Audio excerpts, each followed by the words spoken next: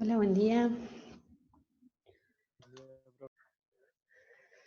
¿Cómo va? ¿Cómo andan los chicos?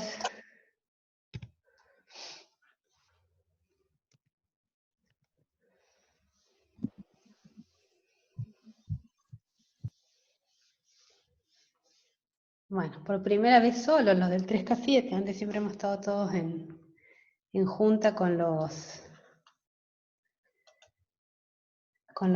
chicos del 3K6. ¿Cómo los trata la cuarentena? Difícil dar clase así un poco sin tanta interacción con los alumnos, la verdad que hay que acostumbrarse a todo, ¿no? ¿Saben cuántos son más o menos? Sé que este curso no es muy numeroso, es un curso de contraturno, normalmente tiene pocos alumnos.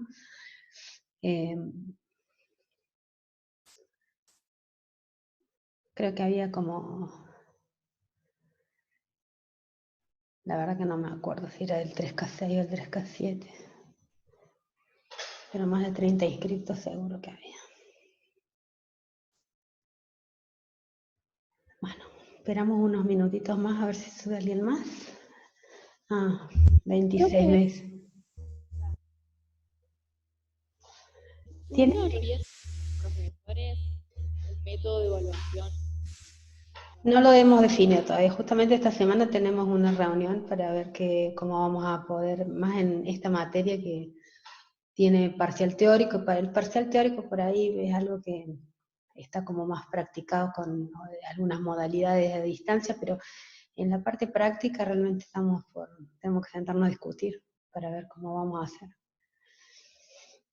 Algunos de ustedes sé que han podido ir a los talleres de modelado de dominio, que normalmente los hacíamos presenciales, obviamente, que las chicas del 3K4 y del 3K1 armaron un tallercito con EA. ¿Alguno pudo ir? ¿Le gustó? ¿Qué les pareció? ¿Les refrescó un poco la memoria?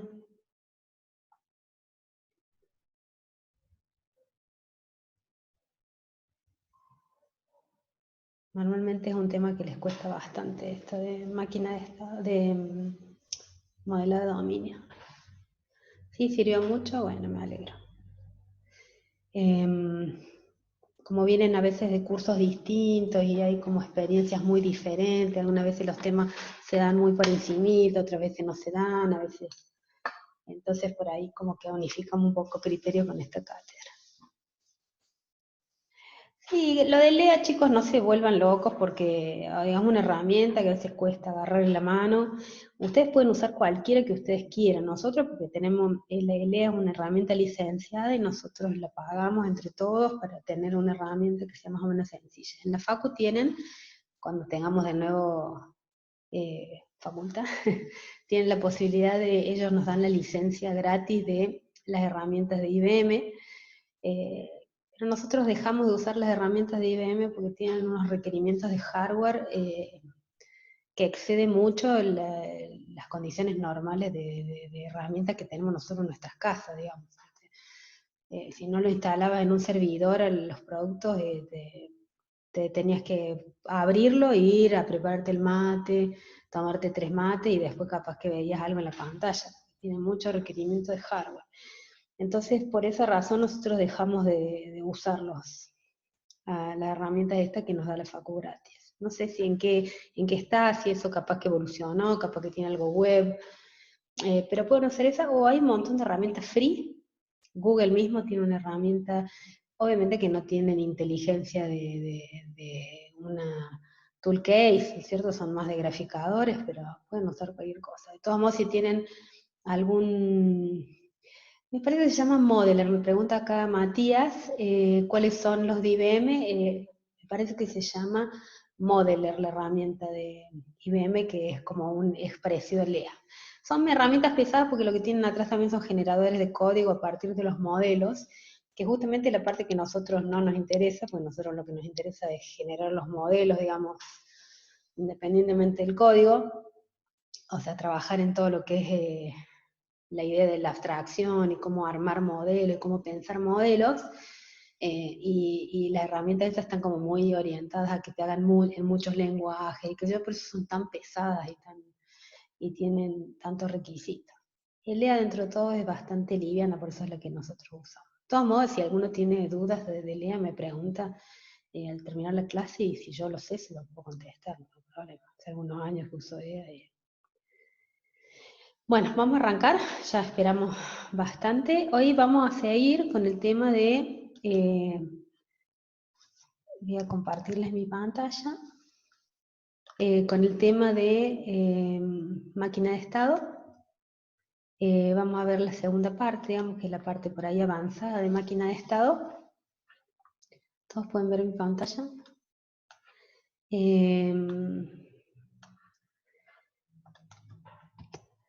¿Recuerdan que dijimos que la herramienta de máquina de estado nos servía para trabajar con clases de análisis, ¿sí? ¿A qué viene esto de las clases de análisis? Nosotros, de acuerdo a lo que en la guía que nosotros tomamos como para dar la materia, está estructurada en torno a lo que es el proceso unificado de desarrollo, el proceso unificado de desarrollo y el suplemento del RUP después del proceso unificado de desarrollo, nos hablaba de que para hacer software nosotros utilizábamos estos procesos, que es el modelo de negocio, el requerimiento, el análisis, el diseño, la implementación, la prueba y el despliegue, y que en cada uno de estos procesos obteníamos como salida un modelo, ¿sí? Que repasamos nosotros el modelo de requerimientos, porque es el modelo justamente que tenemos nosotros como entrada al modelo de análisis, y durante el análisis, que es lo que nosotros estamos viendo ahora, trabajamos con un modelo de análisis, y que las herramientas que nosotros teníamos para trabajar el análisis, que habíamos visto un poquito cuál era el objetivo del análisis, ¿se acuerdan de la clase pasada?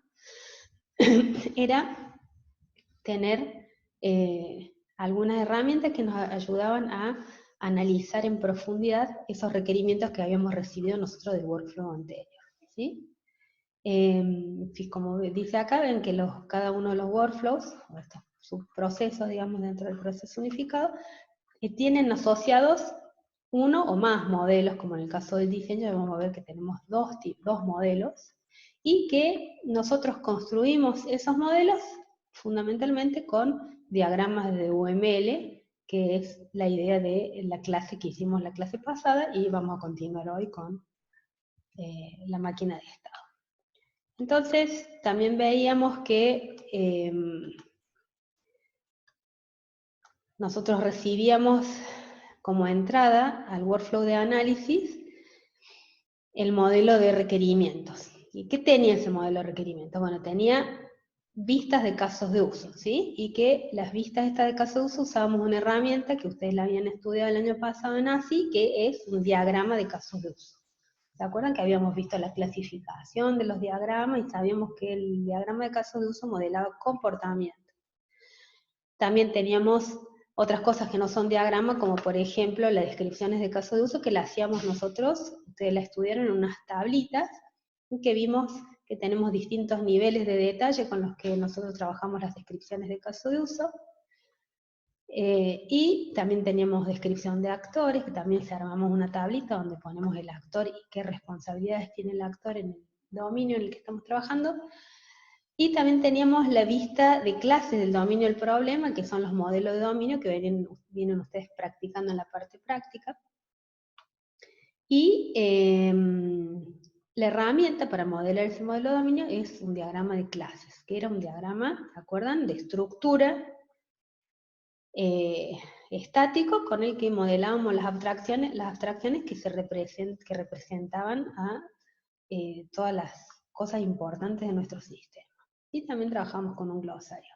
Con todo esto que entra al workflow de análisis, nosotros generamos este modelo de análisis. Y habíamos visto que el modelo de análisis está compuesto por realizaciones de casos de uso de análisis, que vamos a ver más adelante de qué se trata, las clases de análisis que vimos en la clase anterior, que podían representarse con 3 estereotipos distintos. A ver, ¿alguien se acuerda? ¿Me puede mencionar cómo eran los estereotipos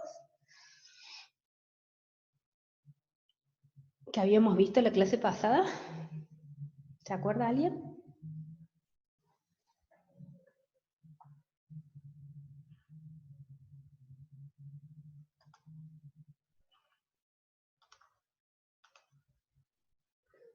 A ver si alguien me contesta en el chat. Muy bien, me dicen boundary, entidad y control. ¿Y qué representaban las boundaries, se acuerdan?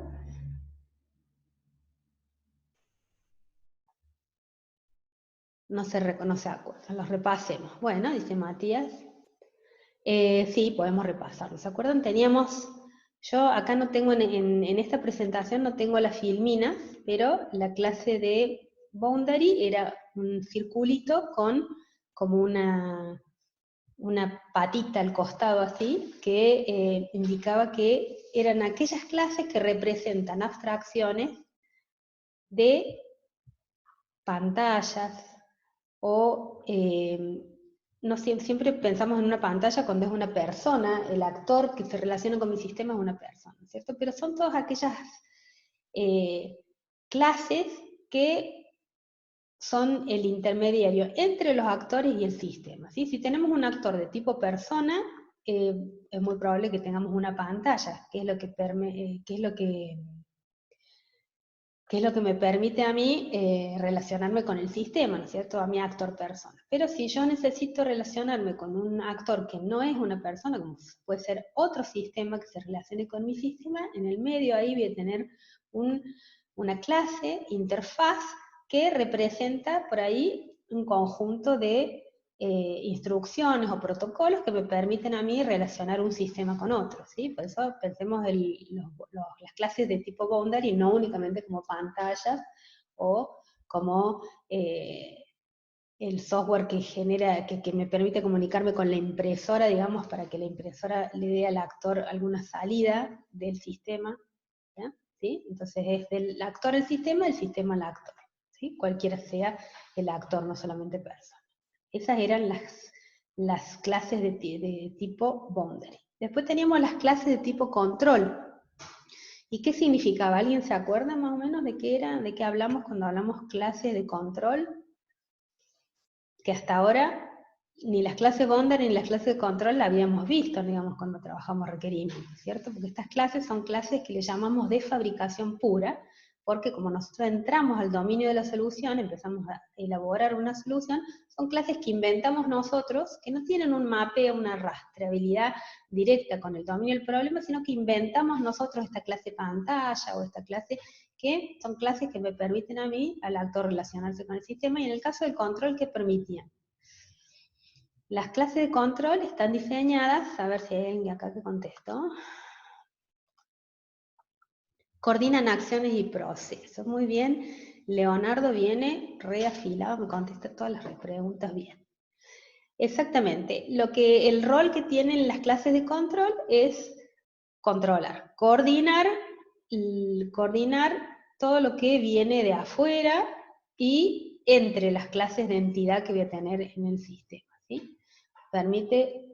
Nosotros siempre tratamos por razones de acoplamiento de que las clases de boundary no se relacionen directamente con clases de entidad, sino a través de clases de control, ¿sí? Ese es uno de los roles de los controladores, es ser intermediario para que no haya acoplamiento entre la capa de interfaz, la capa que me relaciona con el exterior del sistema y los datos que van a persistir, que están en las entidades, ¿no es cierto? En las clases de tipo entidad. Entonces, el controlador está ahí al medio justamente para coordinar los mensajes entre lo que viene de afuera y lo que sale afuera, y para también pues, generar cálculos difíciles, cálculos complejos que necesiten la colaboración de muchas clases dentro del sistema, ¿sí? Eso es lo que hacen las clases de control. Siempre trabajamos nosotros pensando que en cada caso de uso vamos a tener una clase de control que tenga ese rol de coordinación y de administración de la lógica de negocio adentro del caso de uso. Y por último tenemos las clases, que ya las conocemos de antes, que son las clases de entidad, que representan cosas concretas que ocurren en el dominio del problema, que las rastreamos, nosotros las podemos rastrear hacia los requerimientos, inclusive hacia el negocio, y que normalmente tienen información persistente, ¿sí? A diferencia de las clases de control y las clases de tipo boundary que no tienen información persistente. Bueno, y por último, entonces teníamos las clases de análisis, los paquetes de análisis que eran agrupadores que para darle sentido en distintos niveles de granularidad de estos dos artefactos que son los más importantes del workflow de análisis, y la descripción de la arquitectura que son vistas de estos dos aspectos, pero solamente aquellos que son significativos para la arquitectura, que cuando veamos arquitectura vamos a entender exactamente a qué se refiere con eso de ser significativo para la arquitectura, ¿sí? Entonces, fundamentalmente nos basamos en realizaciones de caso de uso, que lo vamos a ver a partir de la próxima clase en adelante, y las clases de análisis. Una herramienta para trabajar y comprender, ¿se acuerdan que el objetivo del modelo de análisis, del workflow de análisis, era comprender los requerimientos profundamente? Entonces, una forma de comprender las clases de análisis es trabajar aquellas clases cuyo cambio de estado modifica el comportamiento de la clase, ¿sí? Entonces, ahora estábamos enfocados en esta herramienta que es la máquina de estado, que nos permite entender todos los estados por los que puede pasar cualquier objeto de una clase, ¿se acuerdan? Bueno, seguimos. Entonces, ¿qué decíamos? Las clases de análisis las trabajamos. Acá está de nuevo repetido el modelo de análisis. Las realizaciones de caso de uso van a ver que las vamos a trabajar con dos perspectivas. Una vista estática, que trabajamos con diagrama de clase, que es el diagrama por excelencia con el que siempre trabajamos nosotros en esta materia, y la vista dinámica, que la trabajamos con diagramas de interacción. Nosotros, de los 4 diagramas de interacción que nos ofrece Amelio, vamos a trabajar en clase con diagrama de comunicación y diagrama de secuencia, ¿sí? Y nos permite ver la vista dinámica de las realizaciones de caso. Mientras que las clases de análisis las vemos en el diagrama de clases, obviamente, y la máquina de estados, que es otra herramienta que me permite trabajar en detalle y ver y hacer análisis respecto a clases de análisis. Y los paquetes de análisis tenemos el diagrama de paquetes, que es un diagrama de UML, que normalmente no lo estudiamos, sino que ustedes van a ver que es una herramienta que nos sirve para hacer agrupaciones y poder tener modelos más comprensibles. Bueno. Entonces, finalmente, ¿qué era una máquina de estado? ¿Se acuerdan? Ya lo mencioné hace un ratito ahora, la máquina de estado es un diagrama de transición de estados que muestra una máquina de estados que lo que hace es decir cómo es la secuencia de estados en los que un objeto puede estar y cuáles son los eventos y las condiciones que hacen que esos objetos puedan llegar a esos estados. Nosotros le llamamos transiciones, ¿sí? Tenemos un objeto de origen, un objeto de destino, y en el medio con una flechita indicamos cuál es el origen y hacia dónde se puede, hacia qué estado se puede dirigir, y también identificamos cuál es el evento, que normalmente son casos de uso, lo que nosotros usamos, automáticos o que una persona los ejecuta, y también lo que aprendimos es que podemos trabajar con condiciones de control, que son condiciones que hacen posible que el objeto alcance ese estado de destino y no otro, ¿sí? Y las acciones que ocurren cuando esos estados se alcanzan, que son los métodos que nosotros necesitamos ejecutar para que el objeto esté en ese estado, ¿sí? Entonces, la pregunta es, a ver si alguien me puede contestar esto. ¿Qué dijimos? ¿Todas las clases que nosotros encontremos en el diagrama de clase le vamos a hacer máquina de estado? ¿Qué opinan? A ver, ahí contesto alguien. Solo las que tienen como atributo un estado. La primera fue no, pero no dicen por qué, y acá Matías contesta, solo aquellas que tienen como atributo un estado. Las que tengan fecha, dice César. Solo las transacciones, dice Simón. Bueno, es una mezcla de todas las respuestas, digamos, ¿sí? Si tengo que elegir alguna respuesta, en realidad no podría elegir Puede ninguna. ser, profe, Sí, las clases que realmente son relevantes, que tengan un diagrama de estado, o sea, más allá que muchas clases pueden tener, solamente las que son realmente relevantes, como por ejemplo una transacción. sí, esta es una buena respuesta.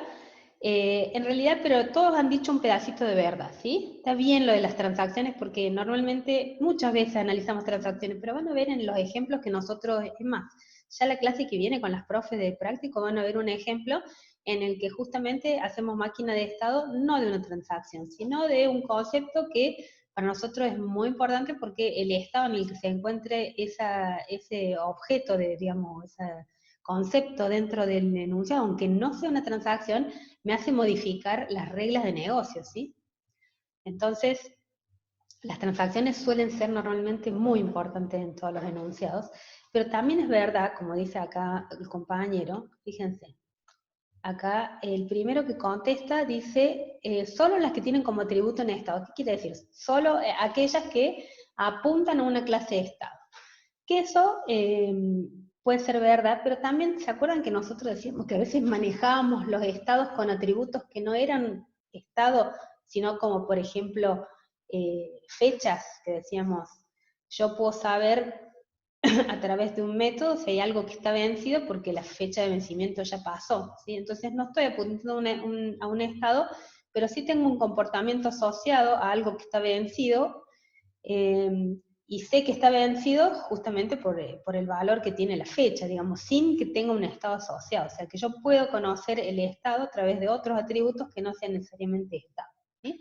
Nosotros van a ver que normalmente vamos a trabajar siempre de acá en más con clases que sí tienen un atributo referencial, o sea, apuntan a otra clase que se llama estado, ¿sí? Pero también se puede manejar el estado de las clases como con otros datos que, como por ejemplo con las fechas, que me permiten conocer que algo está vencido, o algo está pagado, o algo está así, que son estados.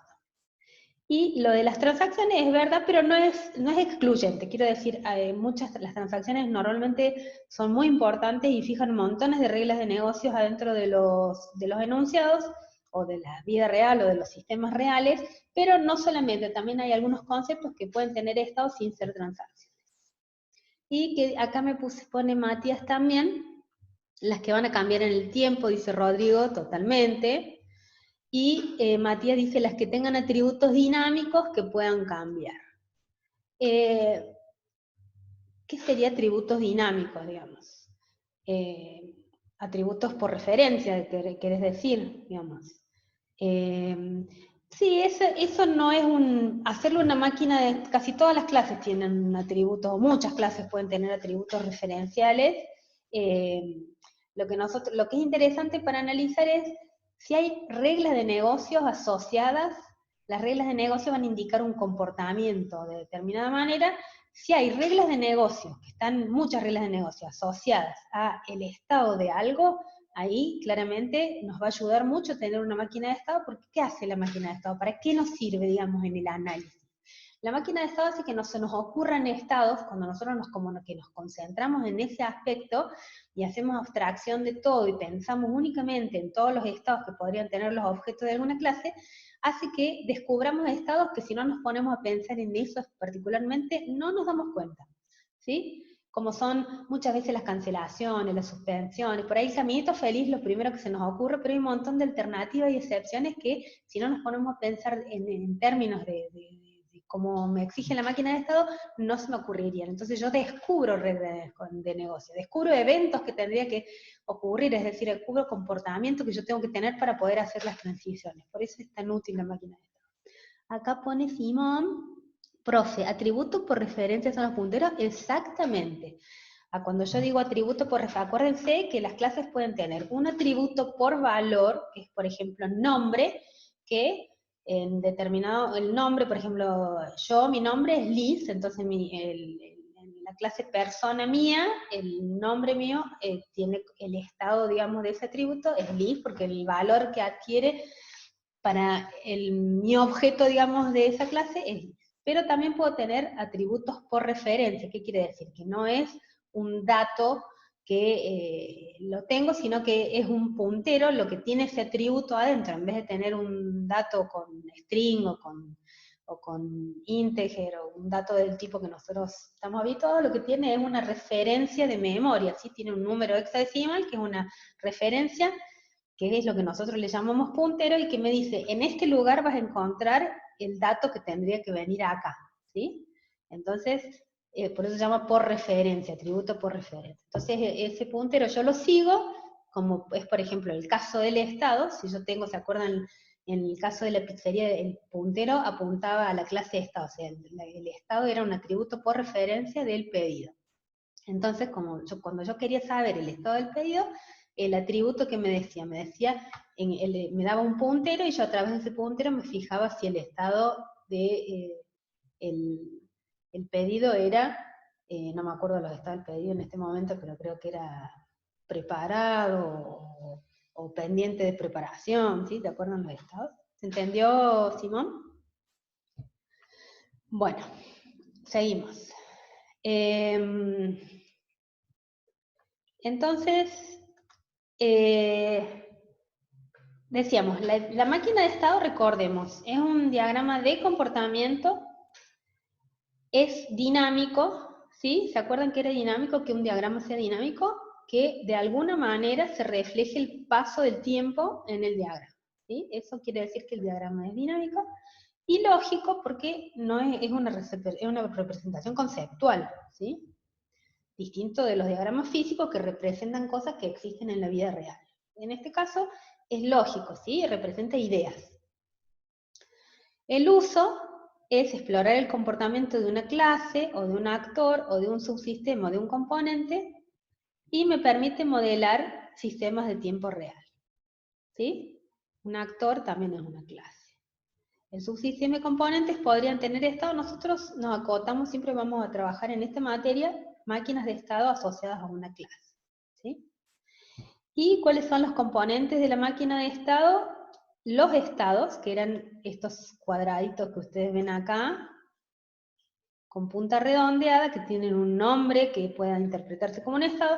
Las transiciones, que son las flechitas que van de un origen a un destino. Y los eventos, que es el caso de uso que nosotros normalmente escribimos acá. Nosotros lo usamos con casos de uso, pero ustedes por ahí en su vida profesional van a ver otros eventos que no son necesariamente casos de uso, que originan la transición, ¿sí?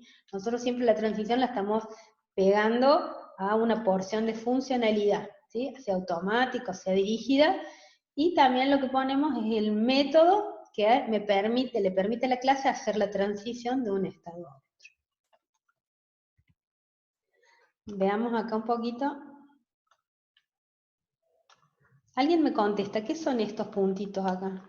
¿Qué es este? Profe, Sí. hola, una Hola. pregunta. De eso. Eh, sobre, o sea, por el ejemplo, los eventos, ¿usted dijo que lo hace por los casos de uso?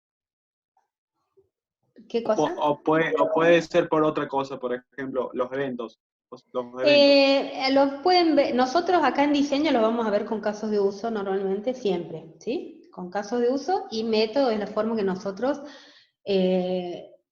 distinguimos las transiciones. Pero, por ejemplo, en otros contextos pueden ver otro tipo de eventos, que no sean necesariamente casos de uso, ¿sí? Porque no todo el mundo trabaja con casos de uso tampoco. Entonces, Bueno. no es en nuestra materia, ¿sí? Pero en nuestra materia siempre lo vamos a ver con casos de uso y métodos, pero en otros contextos pueden ver con algún otro tipo de evento que genere cosas en el sistema, ¿sí? Que no son casos de uso porque no trabajan ellos con casos de uso, trabajan con otro tipo de cosas, ¿sí? A eso me refiero. Gracias, profe. Acuérdense que cuando se acabe volvemos a entrar al mismo link. De hecho, como yo siempre genero el mismo link, así que para las clases mías, con que ustedes tengan el link siempre el mismo, digamos, ¿sí? Bueno, nadie me quiere decir qué son estos cositos de acá, estos puntitos. A ver, ahí me contestan. ¿Pseudoestados no son? Pseudoestados, muy bien. ¿Y qué son los pseudoestados?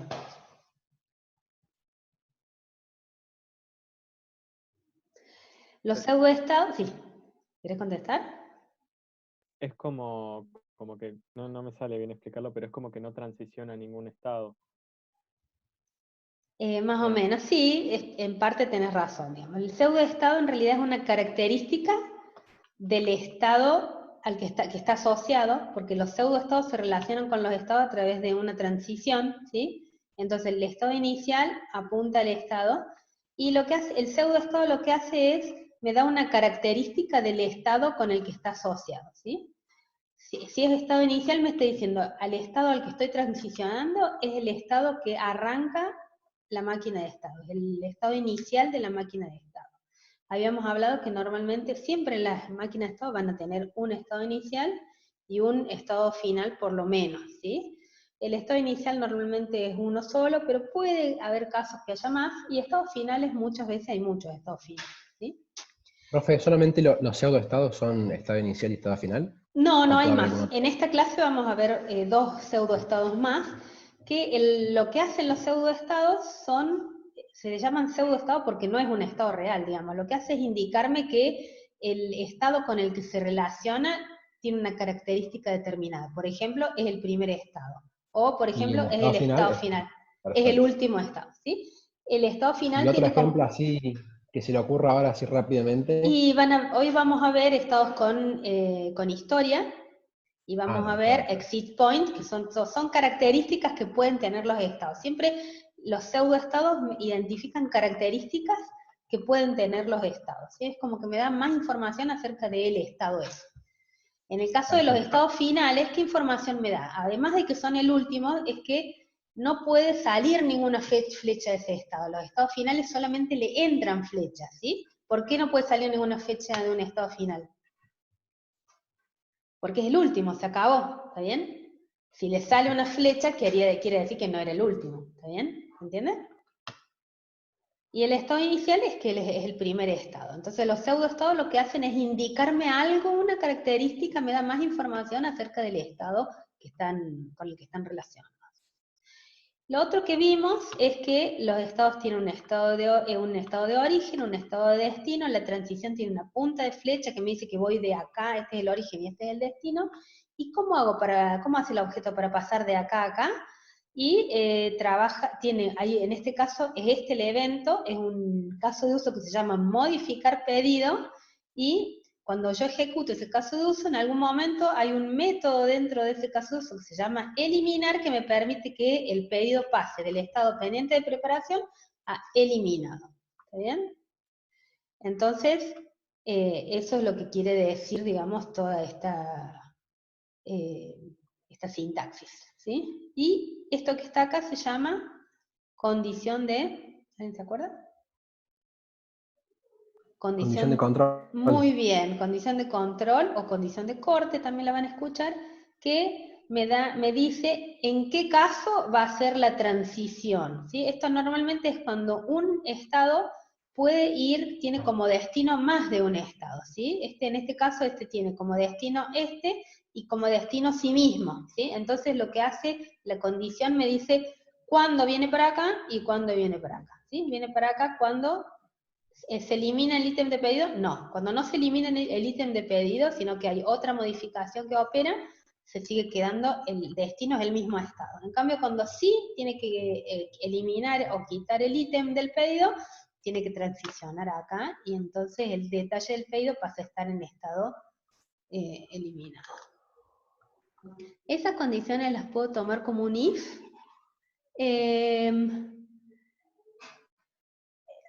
A ver, no sé, es una condición, no las tomes con un if, esto no se mapea al código, ¿sí? Esto no se mapea en estos términos al código. En realidad es una condición lógica que te permite a vos darte cuenta cuándo puedes hacer la transición y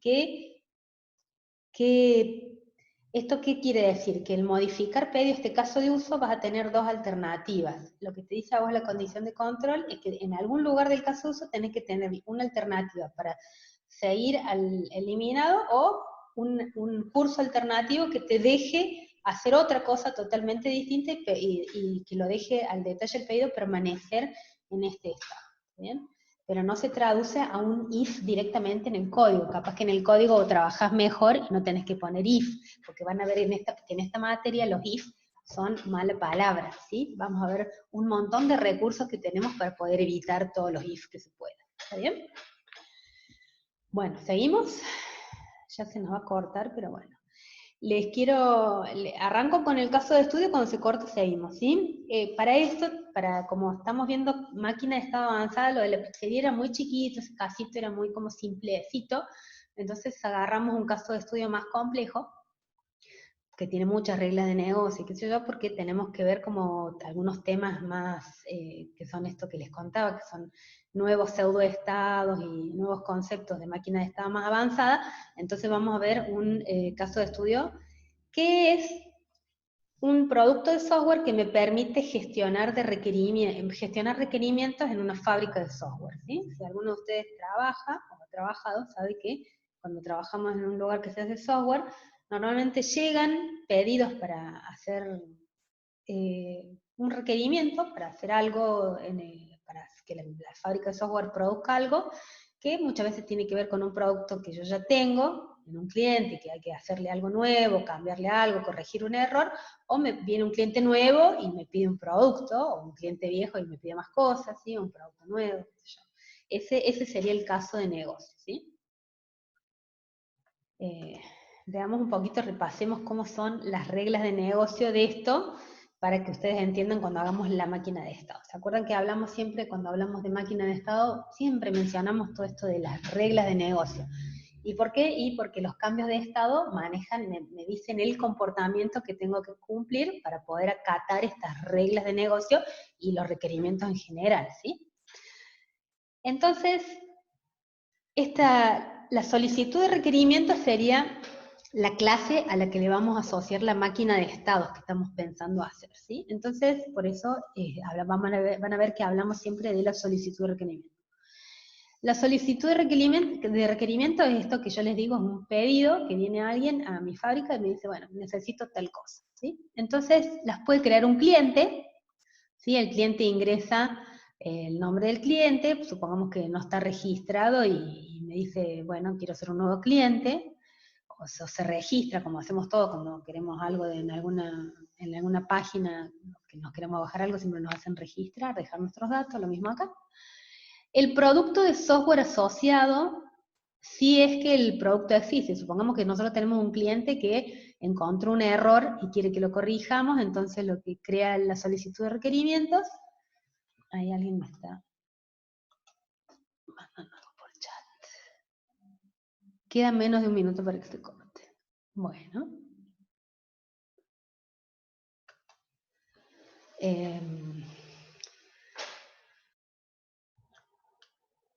Bueno, lo que decíamos, si el producto ya existe, seguramente el sistema va a tener cargadito todos los productos existentes a los que le puedo cargar nuevos requerimientos o cargarle si un error, indicar, digamos, cuál es el producto de todos los que yo hice, al que le quiere reportar un bug o quiere hacerle algún pedido o algún desarrollo extra o algún cambio de algún tipo, ¿sí?